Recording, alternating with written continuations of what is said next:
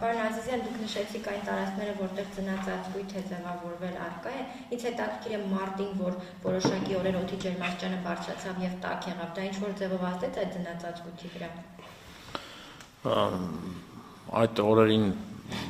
հատկապես Լոռի Տավուշի ջերմաստիճանի բարձրացման պայմանավորված Լոռի Տավուշի գետերում նկատվեցին ջրի ելքերի մեծացում, պայմանավորված են հալքով, բայց հետո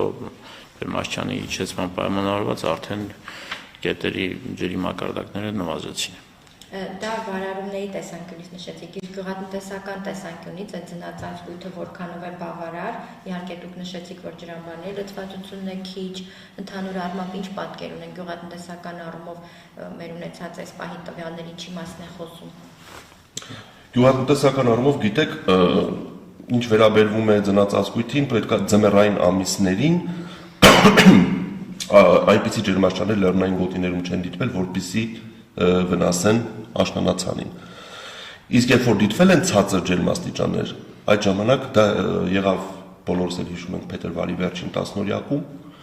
այդ ժամանակ հանրապետության ողջ տարածքում եղել է կայուն ձնածածկույթ, այդ թվում նաև Արարատյան դաշտում, այսինքն այս պահի դրությամբ որևէ վնասված մշակաբույս մենք չունենք։ Ինչ վերաբերվում է առաջիկային, դե քանի որ ապրիլը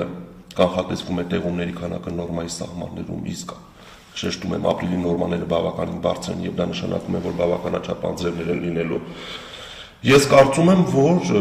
այս պահի դրությամբ որևէ բացասական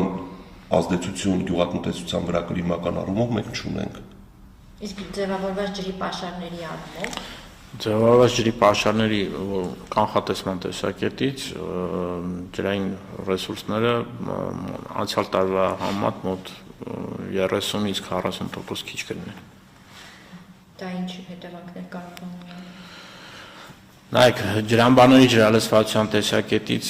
պատկերը փոքր ինչ լավ է, քանի որ 2024 թվականի սեպտեմբեր-օկտեմբեր ամիսներին, ինչպես նշեցի, բավական խոնավ են եղել եւ ոռոգման սեզոնը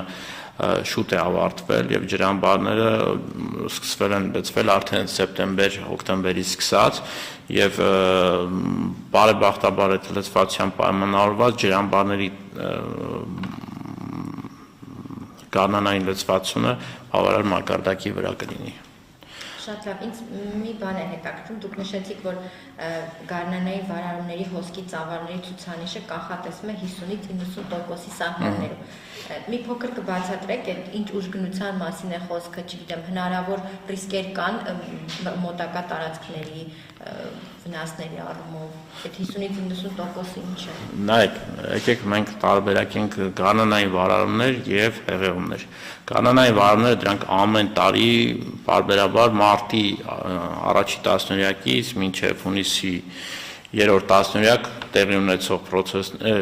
գետերի ջրային ռեժիմներն են, որի ընթացքում հնարավոր են լինեն հեղեղումներ եւ հնարավոր են չլինեն հեղեղումներ։ Հիմա ինչ այդ հոսքի ծավալների տեսակետից այդ պերիոդի համար հիմա կանխատեսվում է 50-ից 90%, այսինքն նորմայից ցածր։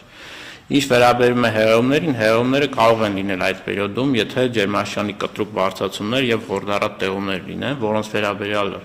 հնարավոր է կանխատեսումներ տալ միայն 3-ից 4 օր վաղօրոքությամբ։ Հիմա կարող ենք շեշտել, որ առաջիկա 10 օրվա ընթացքում մենք չունենք նմանատիպ հեղեղման վտանգ։ Պարոն Սուրենյան, 50-ից 90% ինչի է վերաբերում։ Գարնանային վարարումների հոսքի ծավալներին։ Պարոն Սուրենյան, ձեր դիտարկումները ինչ են ցույց տալիս, արդյոք հաճախակիացել են այն դեպքերը, որ մեկ օրվա ընթացքում ավելի շատ ծավալի անձրևներ ու տեղումներ են լինում, օրինակ, չգիտեմ, մեկ ամսվա ծավալը մեկ օրում է տեղում։ Այո, վերջին գոնե 10 տարիներին եւ հատկապես վերջին 5 տարիներին վիճակագրությունը ցույց է տալիս, որ աճել են տեղումների ինտենսիվությունը, այսինքն կարող է ինչ-որ մի ժամանակահատվածում տեղումներ չլինեն եւ մեկ օրվա ընթացքում թափվել ամբողջ ամսական նորմայի չափ տեղումներ եւ մենք անցած տարի էլ ականատես եղանք հենց Երևան քաղաքում, ինչու նաեւ հանրապետության տարբեր հատվածներում տեղատարապ անձրևների եւ մեկ ժամվա ընթացքում կամ ավելի փոքր ժամանակահատվածում հանրապետության առանձին հատվածներում թափվում էր մինչև ամսական նորմայի չափ տեղում եւ նաեւ մի ուշագրավ երևույթ է առաջացել վերջին տարիներին նաեւ մեծացել է ամպրոպների կրկնելիությունը եւ ուժգնությունը։ Սա ընդհանուր գլոբալ տաքացման հետ է կապված։ Սա գիտեք շրջանառության փոփոխության հետ է կապված, որովհետև մոլորակի վրա արկա է մթնոլորտի շրջանառության որոշակի շեղումներ, եւ այդ շեղումների ընթացքում մեզ մոտ հայտնվել են նոր մթնոլորտային երևույթներ, նոր process-ներ, որոնք վերել են նման փոփոխությունների։ Շատ շնորհակալ եմ, հարցեր կա։ Սովորաբար տարիներներ է դարել համատում, ոչ միայն նախորդ տարին, այլ 5 ամսակով, 10 ամսակով, 1 ամսակով միտումներ կան։ Գրում է ավելի շատ տեխնիկ որացում, ավելի շատ դեպի այսպես ասած ֆոնալ եղանակների հետ կա։ Միտումը այսպիսին է,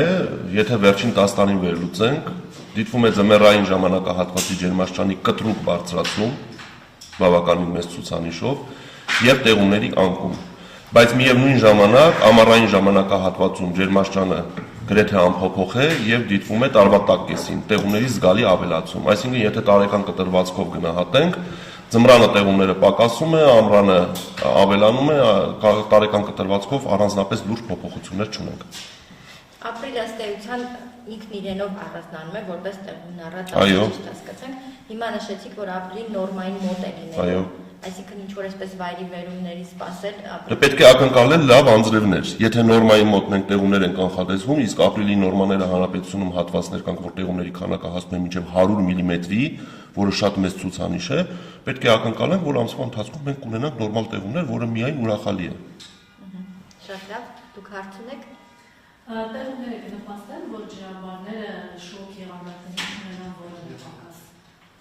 ջրի պակաս չունենան, այսքան դիսվածքն է բավականին։ Ուրեմն ջրամբարների ջրալցվածության մասին նորից շեշտեմ, որ բավական լավ պատկեր կունենանք, պայմանավորված 2024 թվականի աշնանային ամիսների տեղումների եւ ապրիլ-մայիս ամիսների կանխատեսվող հիդրոթերապևտաբանական պայմաններով։ Այսինքն, ինչպես նշեց պարոն Սուրյանը, եւ ապրիլին եւ մայիսին կանխատեսվում է տեղումները նորմայի սահմաններում, ինչը բարենպաստ պայմաններ կստեղծի ջրամբարների ջրալցվածության համար։ Քանի տոկոսով են այս պահին ջրամբարները։ Ուրեմն ջրամբարները, Ախուրյանի ջրամբարը, մենք մեր պոակը դիտարկումները իրականացնում 5 խոշոր ջրամբարներում, ուրեմն Ախուրյանի ջրամբարը լցված է այս պահին 98%-ով, Արփիլից ջրամբարը 24%-ով, Ապարանը 31%, Ազատը 54%, Մարմարիկի ջրամբարը 50%։ Պատկերը ինչպես է գնահատում։ Պատկերը նորմայի սահմաններում է։ Շատ լավ, շնորհակալություն։ Եվ մի վերջին հարց, եթե կարելի է, ներեցեք, Շիրակի մարզի բնակիչները պատճառաբար բողոքում են, որ սեզոնի որ պետք է ջրեն իրենց արտերը, բողոքում են, որ ջուր չկա, ջրամբարները լցված չեն։ Այ դուք ինչ կասեք, այդ շրջանում այդ բերքի ջրերի շրջանում ջրամբարները պակասություն անում են, թե միշտ այդ 50-ը հերիքացնում է 50%։ Չէ, նայեք, հիմա նոր ջրամբարների ջրալցվածության գարնանային վարումների սկիզբն է ոնց որ ասած, նոր են սկսում ջրամբարները լցվել եւ մենք կանխատեսում ենք Արփիլի ջրամբարում 55-ից 60% լցվածություն, այսինքն դա կարծում եմ բավարար քանակություն կլինի ջրային ռեսուրսների ապահովման տեսակետից։ Շատ լավ, շնորհակալ եմ հանգամանալից ներկայացնելու համար, հավելելու բան ունեք։ Եվ ես կուզենայի ավելացնել, որ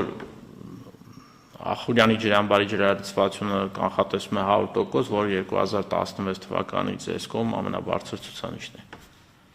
Շատ լավ, շնորհակալ եմ, ձեր գործերին հաջողություն, հավատում։